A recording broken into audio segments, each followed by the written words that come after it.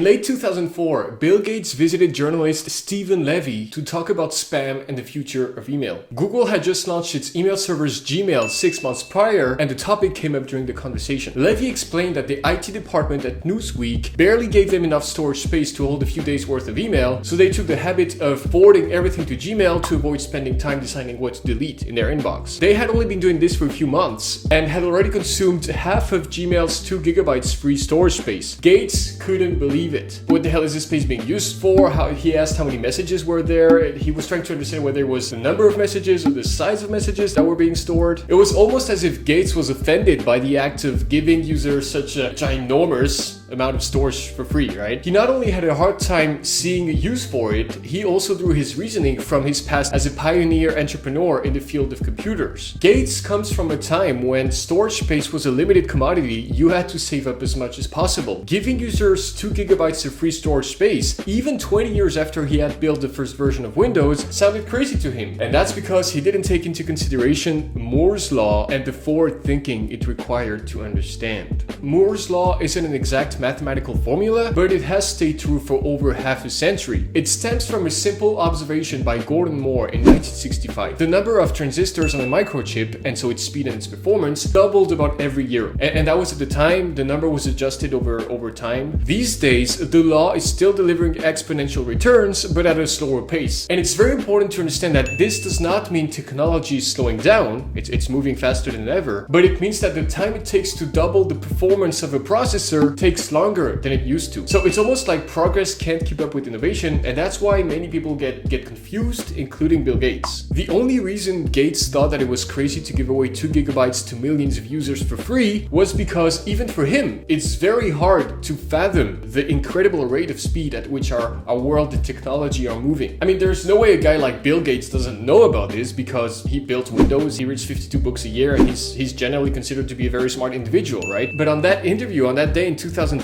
he let his rational instinct get the best of him. He didn't trust the maths and the crazy future that was ahead. So how to see ahead? The most successful entrepreneurs in this world are the ones who see trends and patterns ahead of everyone else. This goes for technology, but also services. Imagine, for instance, how weird it would have been to explain the concept of audiobooks just 10 years ago. Who would have thought anyone would want to listen to books instead of reading them? And now it's a $4.2 billion market. Imagine, for instance, explaining the concept of Airbnb or Uber 10 or 20 years ago. Calling a car with the press of a button on your phone, staying at a stranger's place for one night. How is this doable, and who needs this in the first place? Well, these two companies now have a combined market cap of $128 billion. The first version of Windows only used 1 megabyte of disk space and 256 kilobytes of RAM. When Gates built his first OS, he couldn't afford to squander even half of a megabyte on a useless piece of code. Every line of code, every character mattered, and efficiency was key. And it was also about keeping costs low because a 340 megabyte hard drive in 1989 cost almost $1,800. That's more than $3,500 in 2022 dollars. So more storage meant more money spent on the product, and so a steeper retail price for the end consumer. But nowadays, you can get a 1,000 gigabyte hard drive for $100 or less. So flash forward from these days, where Bill Gates was coding the first version of Windows, to this interview in 2004. Google knew at the time that storage space costs were only going to drop, so they were not running a big risk by giving people 2 gigabytes of storage space for free, because it was going to be worth virtually no server money only a few months down the line. And that's the power of forward thinking. One of the best ways to be successful as an entrepreneur is to always ask yourself, what will the world look like 5, 10, or 20 years down the line? And this question is relevant in any industry. 20 years ago, the median home price in the US was $179,000. Today, it's almost $337. And in 20 years, it will probably be over $700,000. In 2004, Google's market cap was $20 billion. Today, it is $1.4 trillion, and it will probably double within the next decade. There were 2 billion cell phone users in 2005. In 2021, there were 5.3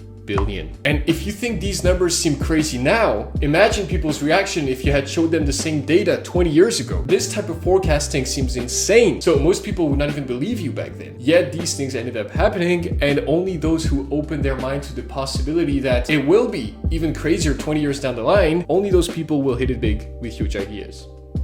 And this is not to say, by the way, that global expansion, capitalism, and worldwide technology adoption are only positive things. I mean, if you had told me 5 years ago that something called TikTok would come around and turn kids into robots, I would not have believed you. Yet it happened, and we just have to wait 5 more years to see how these kids are going to turn out, but that's a subject for another day. One last thing, in this video, I mentioned huge companies like Google, Microsoft, and billionaires like Bill Gates. I take these examples because they are common reference points that everybody knows, but it doesn't mean you have to create a huge company and make billions to become successful. Things like 3D printing, solar panels, and video imagery, for instance, are great examples of fields that also exploded in the last 20 years on a smaller scale, but they made a lot of people more than enough money, and these industries will only gain in popularity over the next 2 decades and grow even bigger. Again, not without a few downsides, but I guess that's part of evolving, right? And no matter how big you make it, it's never about the billions of dollars, the millions of users, or the market cap you reach. It's about the power of forward thinking, creating beautiful solutions for the problems and the needs of tomorrow, all the while learning from the mistakes of yesterday. So think big, shoot for the moon. Even if you miss, you land on the stars, and remember to be nice to people. That's it for this week's video. Thanks so much for watching. Don't forget to like and subscribe if you haven't already. You can still drop a comment if you want. Let me know what you thought about the video. Don't forget to check out my 75 people who do interview series. A ton of insights on productivity, self-improvement, entrepreneurship. Check it out right here and you get a discount code because you watched my video. Thank you so much. See you next week's video. Keep up the great work. Enjoy the journey you're on.